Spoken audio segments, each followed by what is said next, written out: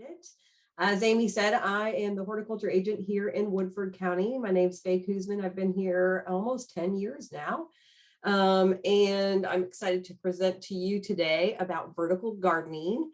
I'm going to try to keep it to right at 30 minutes. We're trying to keep these presentations for our webinar Wednesdays at 30 minutes so people can jump on hopefully during their lunch hour and get the information you need. Now, of course, I could talk for several hours if I really delved into this topic, but we just want to give you a good brief overview on this and hopefully provide resources for you to find out more information and get excited about this. So hopefully I will encourage you to do some vertical gardening. All right, let's make sure I can advance here. Okay, hopefully you're seeing that next slide there. Okay, so first I'm going to talk about why grow vertically. So you can get more food in less space. So if you are limited in your space to have a vegetable garden, obviously growing up instead of out will help save space.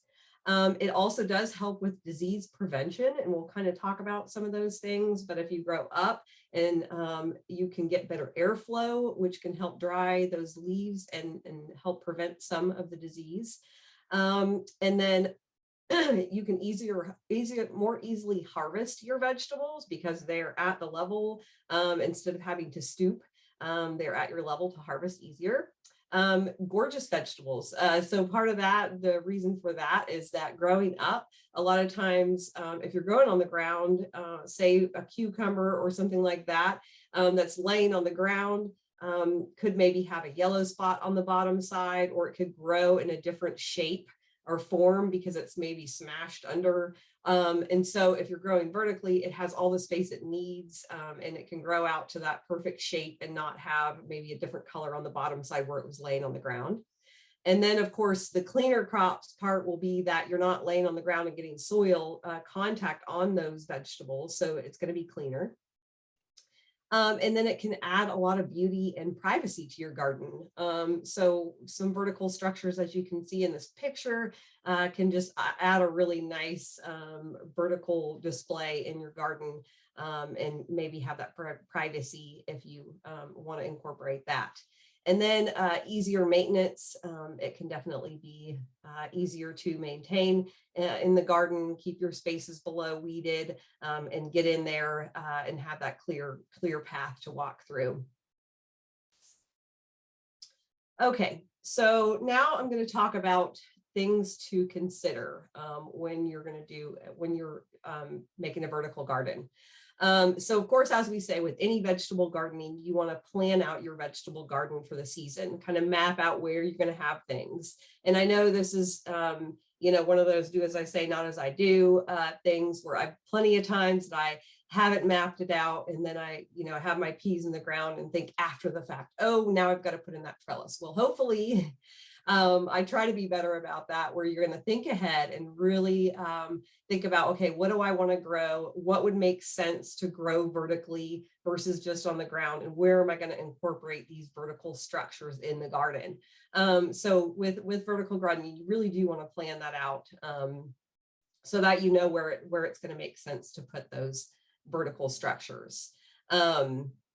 And then you're going to want to think about what type of materials you're going to use and any kind of budget restraints. So some vertical gardening structures can be very simple, like a bamboo teepee or something like of that sort. Or you can go, much more fancy with like a big trellis or a pergola.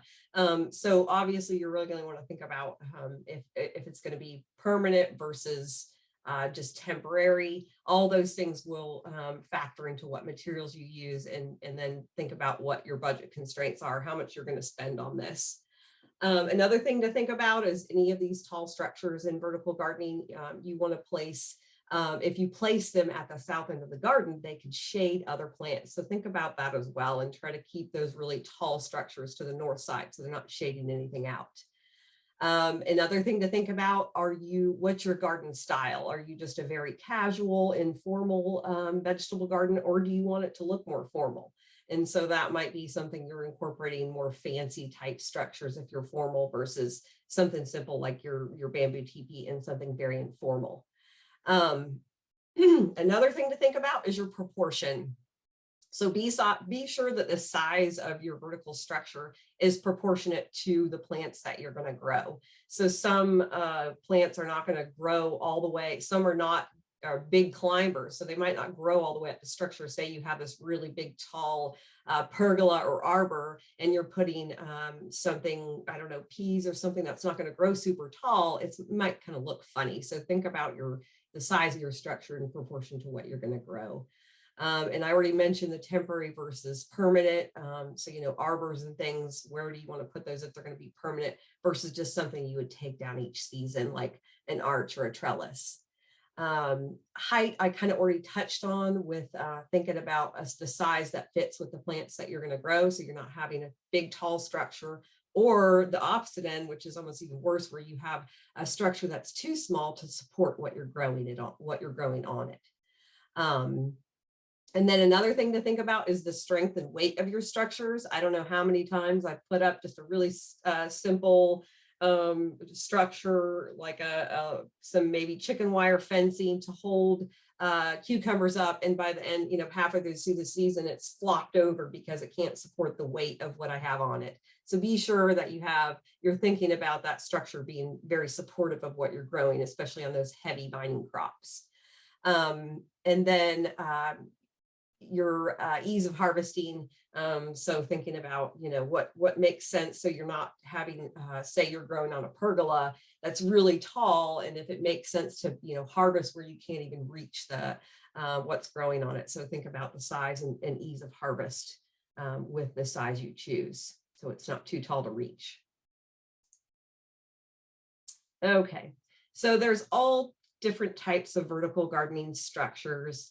You get on Pinterest and you would just see, obviously, a plethora of options out there, but basically it's broken down to, and I'm going to go through all of these. So trellises and arbors, teepees, pergolas, arches, obelisks, cages, towers, A-frames, hanging gardens, you name it. And then of course, all the recycled materials people use to make these structures. So as we go through here, I'll show you examples of those.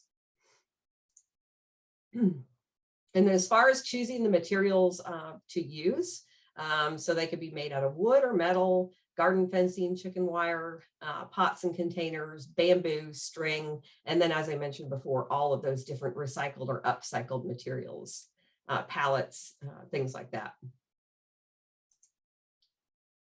So now I'm going to go through what to grow on the trellis. And then after that, I will talk about those different trellis options and what they look like from different materials.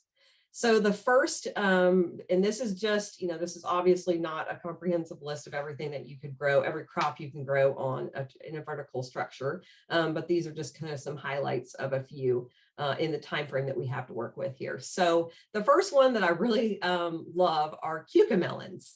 And I'd love to hear from any of you that have grown this before. Maybe just type in the chat if you have grown cucamelons before.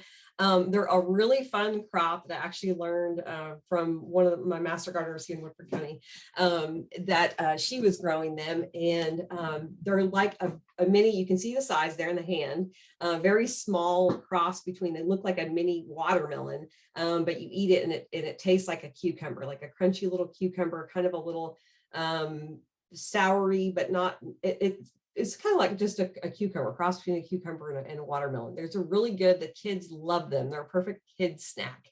You just pop them off the plant, good little crunchy snack, and of course, really good for you. The benefits are they're very lightweight and they grow very prolifically, and they're fast growing also. So they're a really fun thing to grow, and they're disease resistant as well. So they don't get a lot of the diseases, and they do have very few pest issues. So all good things. The challenges are that they're not always easy to find. So you might not be able to find the seeds, but most of you can go online and look on some of the gardening catalogs. You should be able to find them. Probably wouldn't be able to find plants around here. So it is something you might have to start yourself from seed. And so, yeah, I see a comment here that they grew them and they were kind of a nightmare to harvest because they're so small, and they're very prolific. So you could, yeah, because of them being small, but they do produce a lot. So you can get a handful in no time. So it can be overwhelming with how much they produce. They aren't the best climbers. They like to grow out just like in one big mat. So you do have to kind of train them up, and they don't get super tall. So you can see in kind of that bottom picture, that's like a big mass of them. So you wouldn't need a really very tall trellis for them. So as in with any summer vegetable, you want to plant after our last frost, which here in Central Kentucky is about May 10th. And so, as I said, you would just need a kind of a smaller structure to grow them on. Okay. Great on salads, Debbie commented as well. Okay, so the next one are just your regular cucumbers for pickling, cocktail, or English. My new favorite cucumbers are the cocktail type and the English cucumbers. The English cucumbers I've grown are just so prolific and don't have that tough skin. So I really, really like the English cucumbers. And so, of course, cucumbers are easy to grow from seed. You can either direct seed them in the garden or start them indoors and put them out. The same thing as with the cucamelons after our last frost. Challenges, of course, are the insect pests and then some of the disease like powdery mildew. If you've grown cucumbers before, you've probably experienced some of these things. But growing them on a trellis obviously is ideal, because otherwise they're going to take this huge amount of space on the ground. They're going to mat up, and you are going to have more disease pressure that way because you're not going to have that good airflow where they mat over. So you really do want to have a trellis for cucumbers, and they can grow pretty tall. You can see this trellis here is actually a special trellis for cucumbers they sell on gardening supply stores, catalogs and stores online. And you can see in this bottom picture, they're actually growing lettuce underneath. So in the summer, when lettuce doesn't like the heat and it will bolt, the cucumbers are providing some shade so that it can still grow, and you can still be harvesting lettuce through the summer. So that could be a way to grow two crops there. But, medium to large structure, and the cucumbers can become heavy. So you do want to use a strong support type trellis for these. And as I mentioned, I will go through all the different types of trellises after I go through the crops. Okay, so tomatoes. Now, as some of you probably know, there's determinate and indeterminate tomatoes. Most of the tomatoes we grow are indeterminate, meaning they will produce all through the season, versus determinate that only grow up to a certain size and produce all at the same time. Some people will grow these for canning tomatoes so that you're just harvesting everything and just canning all at once. But most of the tomatoes we grow in our home garden are going to be your indeterminate tomatoes that are producing all through the season. And so, of course, the benefits are heavy producers, and as I mentioned, producing all through the season. But as everybody knows, the issues with tomatoes is they can get disease like early blight and some insect pests. So obviously keeping them off the ground and growing them vertically is what is recommended to help prevent some of those disease issues. And keep that good airflow and keep them off the ground for that contact for that disease. So there's many different ways to do this. You can trellis them, as you can see on the side here, with these posts and just string. Of course, there's tomato cages. So there's many different ways, but as you know, if you've grown indeterminate tomatoes, they can get extremely tall, and they weigh a lot, so they can be heavy on that structure. So you want to make sure that you're providing a good, strong support for them, and training them up as you go. So you're tying with string and making sure that they're trained up instead of flopping over.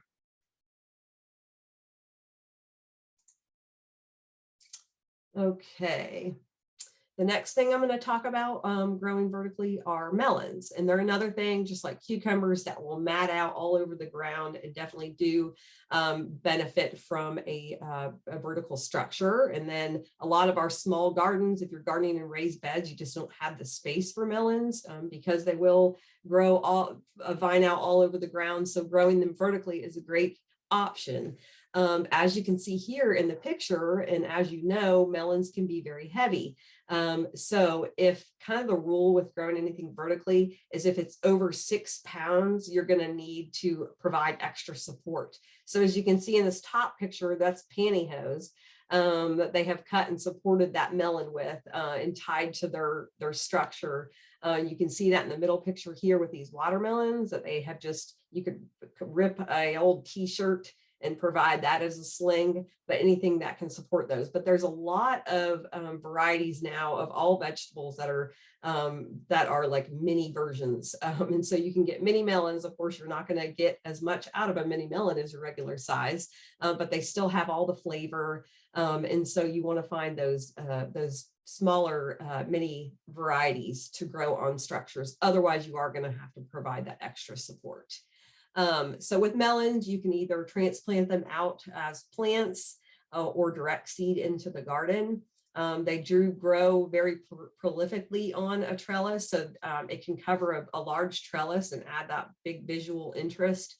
They are prone to a lot of insect pests and disease, though, so you do want to be aware of that. And just like with anything in your garden, be scouting daily for those things to catch them early. And they also aren't great climbers, so they do need to be trained. And we'll talk about different tying methods to help train those up onto the trellis. And I mentioned the mini melons you can grow on these on smaller supports, but as you get to those larger size, you want to have a big, strong support and then provide that extra, those slings and things if they're over 6 pounds. Okay, so now we'll go on to peas. So peas are a very early spring crop. You can sow them directly out in the garden, 4 to 6 weeks before the last frost. I put mine out actually in mid-March. The earlier the better, because they really like cool temperatures and they don't like when it gets hot. So they don't need a super large support. You can grow them on a smaller support like an obelisk or a fan trellis, a small teepee, or even in a tomato cage. As you can see here in that lower picture, that's just string across a few wooden posts, or up above that are just some metal posts with the string tied in squares. And so you want to help them along and kind of train them as they're growing up. But they have the little tendrils that will climb well without a whole lot of training. You just want to be careful when you're handling them and training them up on there, because they can break really easily. So they're pretty delicate. So like I said, you can grow them in early spring, and you can also do them as a fall crop. But peas definitely need a trellis. Okay, and then the next one we're going to go on to are pole beans. And many of you have probably grown pole beans before. They can add a lot of really great visual interest in the garden. They're easy to grow, they're heavy producers, and they're lightweight, so that's nice. You don't have to have something that's super strong support for them. And they naturally grow vertically, so you don't have to do as much training as with some of the other crops. Some of the challenges are any kind of wildlife, rabbits and things that like to trim off the top of them. And then some insect pests like the Mexican bee beetle is usually some of the pests that I have to deal with, but just scouting regularly. And once again, this one you plant after the last frost. And you can use a tall support to give them plenty of space, because they can get very tall, or you can have kind of this hoop structure here so that you don't get too tall for harvest purposes. So arches, teepees, and tall trellises. And you can also use arbors or pergolas, but of course, the taller you get, the harder it is going to be to harvest. So keep that in mind.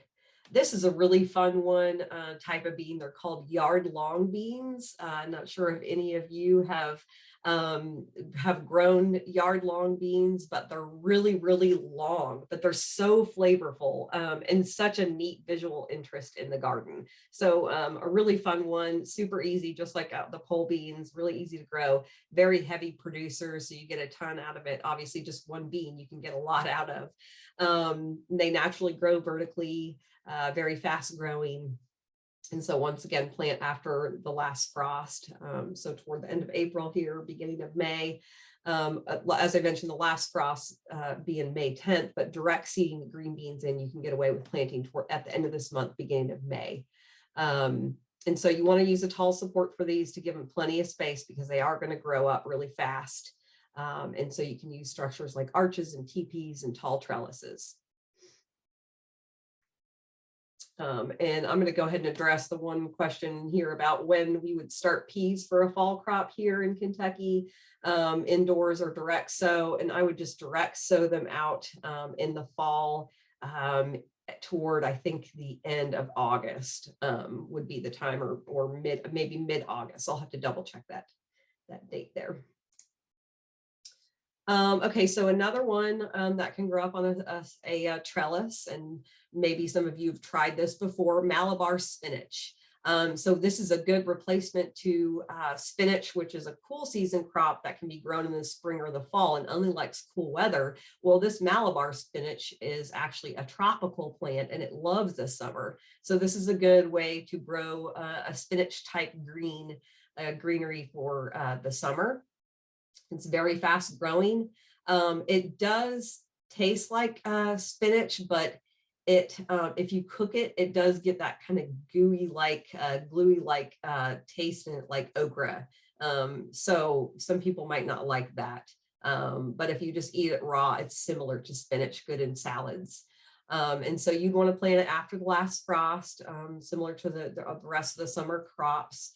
And then you can put a tall support and give it plenty of space because it can get very tall and it has really pretty little purpley blooms on it. So you can do, arches, teepee structures, or any kind of tall trellises. Okay, so then now we're going to move on to tomatillos, and they're another one similar to growing like tomatoes. They don't need a very tall structure, but they do need some kind of support. So they're very heavy producers. Obviously, tomatillos can be used in making all kinds of really good salsas, green salsa. They are prone to some of the similar diseases as tomatoes.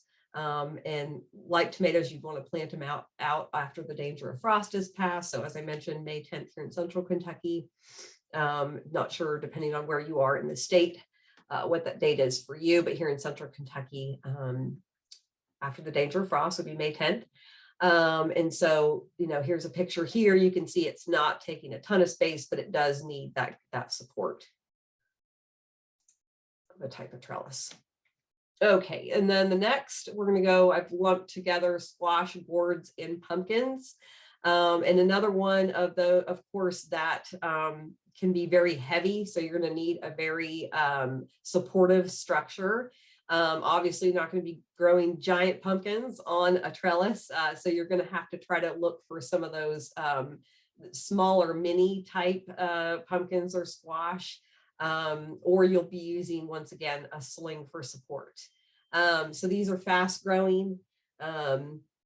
Challenges, of course, if you've grown any kind of a squash or pumpkins, there is a lot of insect and disease pressure. So you just want to watch for that.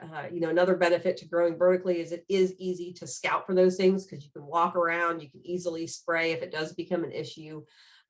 So for ease of maintenance, it is nice for that. But you would plant them after the danger of frost is passed. And the mini varieties can be grown on smaller structures like trellises and obelisks and small arches. But of course, if you're going to do the full size, you will need that extra support for something like a large arch or arbor to provide that stronger support. And I have some different varieties listed down here. This set of slides is available on our Webinar Wednesday website, and I'm sure Amy will probably put the link in here for the slide deck as well, so that you can refer back to these different varieties, because if I list them, you're not going to remember. I wouldn't remember. So that's just a list of some of the smaller types of squash and gourds that you can grow on a trellis. Okay, so those are the crops that I'm going to cover And then if you want to think of other crops that you can grow vertically, but that are not what we would consider climbing or vining crops, but you can still put them in a vertical type structure, would be lettuces and other greens, spinach, kale, all those types of greens, herbs, patio plants and bush variety type vegetables, edible flowers, and then root crops and strawberries. And as you can see here, that's what I mean by, growing vertically, whether it's like on a wall, or and that's becoming a very fast growing new fad, is all of the trellising and vertical gardening type things on walls, indoor spaces. But you can do a lot of this with vegetables. So I am going to go through now all the different types of trellises. So one of my favorites is like an arch type tunnel that you can make with cattle panels. And cattle panels you can pick up at any of your like local garden supply stores or feed stores. Most of these would have this, and some of them will cut them to size, but most of these are probably like a 16-foot long panel. And so as you can see, you can easily just put in your stakes at 4 corners and make a really pretty arch with these cattle panels. And then you can also put them up. These are cut on the very right-hand side here. These are just cut shorter. So you can use them as a lean-to structure, similar to what we saw the cucumbers growing on. You can put them just straight across, not hooped over, but just in a straight fence-like type line, staked up to grow anything on. And once again, a few examples of that, the lean-to type structure, and then the arch structure with those same cattle panels. And then a more simple on the left here with some peas, it looks like. There's just a simple wooden lean-to structure with chicken wire on it. And then the one I've showed you before in the middle with the cucumbers, the lean-to type. And then here, they've gotten just a simple small little metal conduit, it looks like, and with some string across there. And it looks like maybe there's tomatoes planted under there that they will then train up and clip on to that string as they grow up. And then this is just a large teepee type fort that adds really fun visual interest in the garden, made with bamboo. And so this is very common with pole beans. People will use these and they'll cover the entire structure. And for kids, it makes it really fun if you have a large enough teepee for them to walk through underneath. In this situation, in this picture, you wouldn't be able to do that because it would take over that whole area and fill in to where you can't walk through there. And then there's the Obelisk. I'm not sure how to pronounce that, but that's how I say it. And these are just a simple wooden, basically teepee type structure that a lot of people use in vertical gardening. They're pretty easy to build, and it can be used with many of the crops that I mentioned. And they're strong supports. And then this is just your simple trellis. Here it looks like there's a melon or watermelon growing on the left-hand side here, and then on the right, I'm not really sure, some type of squash maybe on there. And then of course these are used for clematis and many of your flowering plants as well. And then you get into all of the different ways people grow those other crops I mentioned, like lettuces and other greens and herbs and flowers in a vertical manner. And this may be if you have limited space or, people wanting to grow just for visual interest along a wall.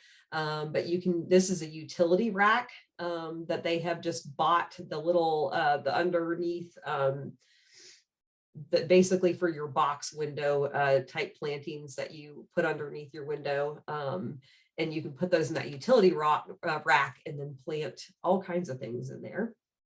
And then on the right-hand side here, just some simple wooden bins that have lettuces planted in them. And then here is just some step type vertical planters made out of wood that you could put strawberries in. You could do all the different crops, the lettuces.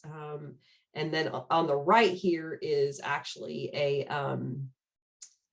pallet. And there's a lot of information out there that you can find on how to do this with landscape fabric to hold the soil. It's staple that to the back of the pallet and then put the soil in it and grow right out of that pallet. A helpful book that I found on vertical gardening is by Andrew Chowicks. It's called Vertical Vegetables, and it actually has plans in the back for building all of these different vertical structures and with the palette and all of those different ideas. But of course, on Pinterest and everywhere else, you can find a lot of that information. And then gutters. A lot of people will do this on the sides of their house or shed or barn. Even on their patio, you can see this one on the left-hand side is just hanging off like a pergola. And that is a really fun way to grow, especially your leafy greens.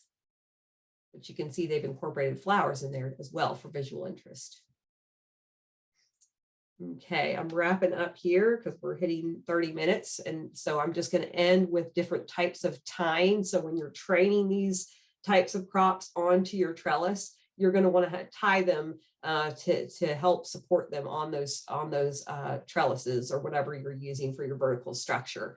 So this is just a simple, these come in like packs of 10 to 20, just a little pincher thing that you can easily just clip right onto your plant, over your plant and onto the vertical support. And then of course, just natural twine. This little kit up here I found on the top left-hand side with the twine, the little holder and the clippers. You can find that on Gardener Supply Company and some other garden supply company stores all in one. So you can go and easily tie those up as they grow. And then this little twist tie here, like a foam twist tie, all kinds of different options for helping your vining structures stay on that vertical system.